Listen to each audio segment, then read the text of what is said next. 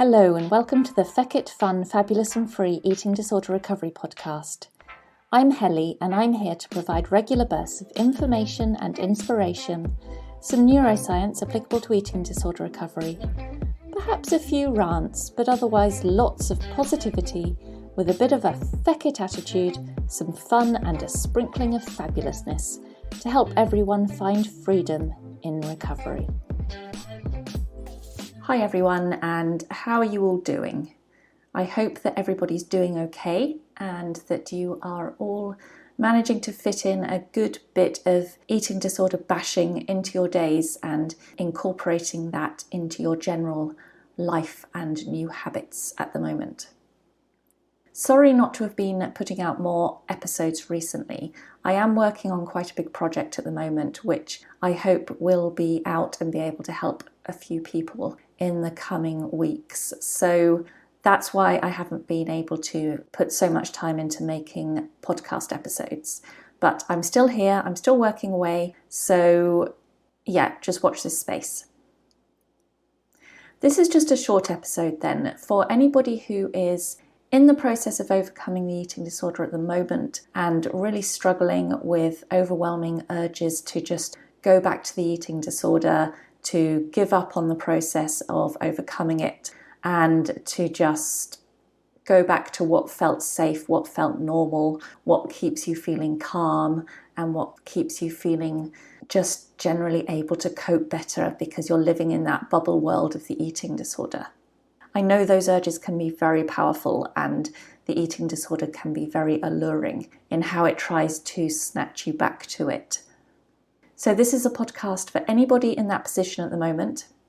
And as I say, it's just a short one, but it's also a more personal one in which I'm going to reflect more and share more about my own experience in overcoming the eating disorder and when I hit a point of just wanting to give up on the whole process and just let the eating disorder take over my life again and consume me again, because in that moment it just felt easier to let it do that. And I think this is a very real and really tough stage of the recovery process that a lot of people will find themselves in. So as I say, the stage that hit me where I just decided I couldn't do it anymore was at a point that I'd spent some time in what a lot of people would call quasi-recovery. And I decided that I was going to take myself from this quasi-recovery space and I was going to really finally break free from it. And I was spending day after day battling to go against the deeply ingrained, disordered and automatic habits and thought patterns that are just so strong and overwhelming at times. I was exhausted and I was emotionally and mentally drained from the whole process.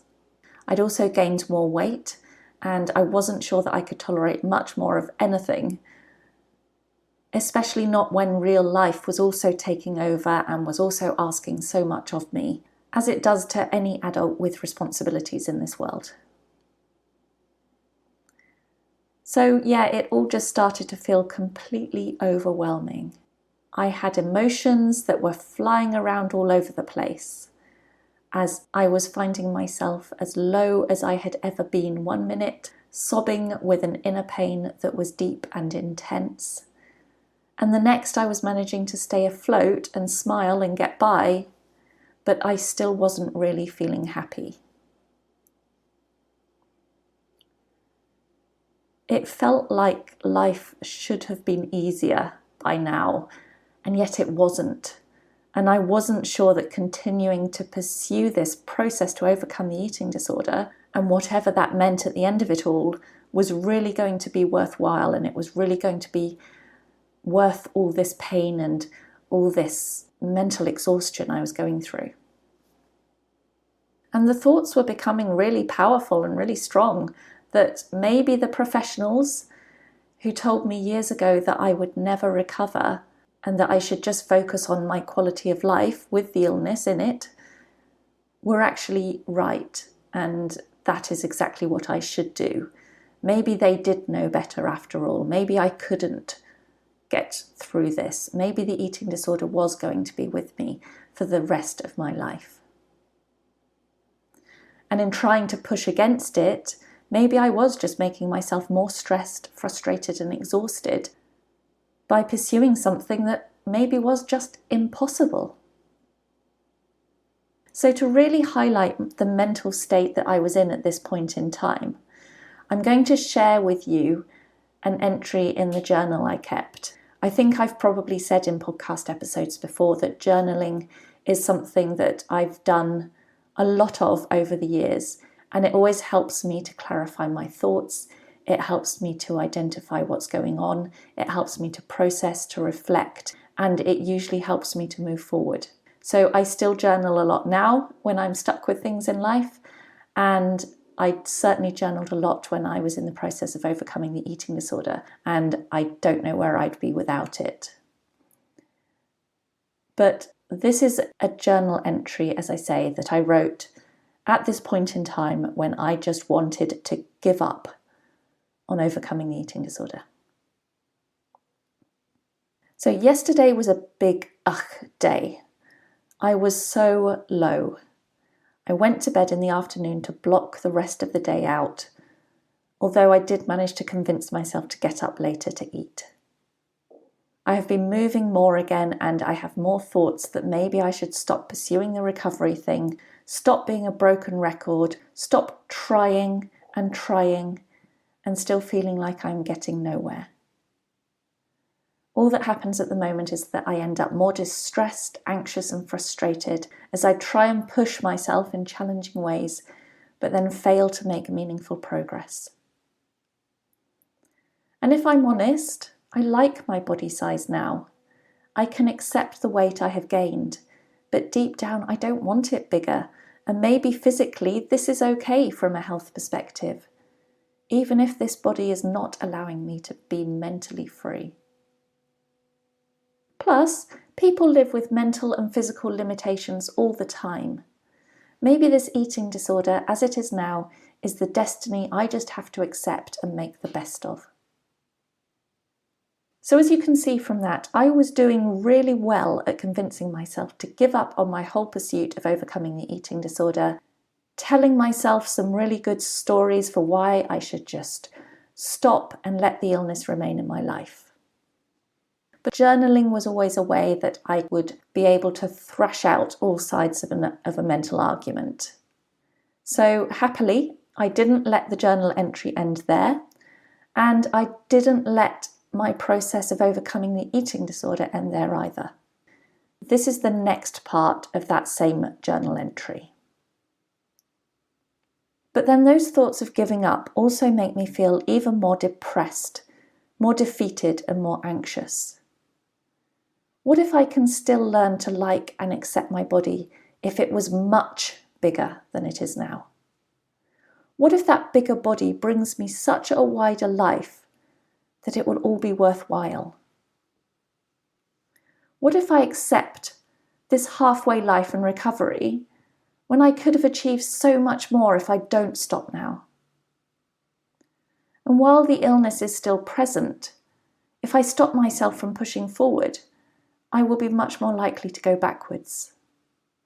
If I stop here, then the likelihood is that I will simply slide back deeper and deeper to the eating disorder hell I have worked so hard so far to climb out of. I've come a long way from where I was, but I can't stop now. If I stop, I might well die from this illness. Therefore, I have to keep making leaps forward. I can start recovery again each and every day, no matter how much weight I have gained, as if this is day one. So if this was day one of recovery, what would I do? I have to stay curious. I have to recommit to all that this process needs. What if I can discover even more true joy and laughter again? What if I can find inner peace, acceptance, and even contentment in my life? What if being in a much bigger body is really absolutely fine? Don't I owe it to myself to find out? I can build a new life from the bottom up, and to have a new life that is sustainable and a life I can love, I have to dig deep and find my strength, stamina, and commitment to keep going. In fact, perhaps I do have to go a bit wild and free. And so after that, I pushed on with the fight, and I call it a fight because the whole process feels like a fight so much of the time, and I don't care what anyone says about that. I decided that I had to keep pursuing the fuck it, fun, fat, and free life that I craved, and stay as curious as I could as to what life might look like without the eating disorder in it. I didn't need to be curious as to what life would be like if I allowed the eating disorder to remain in it. I had excellent insight into that future, but the one without the eating disorder, that was an unknown that I needed to discover. So to any of you who are in that place at the moment of, I really don't think I can keep going, I just want to give up, I just want to let the eating disorder and its numbing effects consume me again. Just hold on and keep going. Stay curious as to what your life could be like without the eating disorder. You know how miserable the eating disorder really, really will make you if you go back to it. You don't know what life can be like if you really, really push on and did overcome it. And I think you owe it to yourself to find out what that future could look like. So as I say, just a short episode today, but one that I hope will help anybody who's just feeling a bit overwhelmed, exhausted, and frustrated by the process at the moment. Keep going. You never know, it might just be worth it. I'm Helly. If you want to find out more about me, you'll find me on hellybarnes.com. And otherwise, I'll try and make more episodes more frequently in the coming weeks. Take care. Bye-bye. Thank you for listening to the Feck It Fun, Fabulous and Free Eating Disorder Recovery podcast. Don't forget, eating disorder recovery doesn't have to be boring and doesn't have to be serious. Now go and grab yourself some food and have a fabulous rest of the day.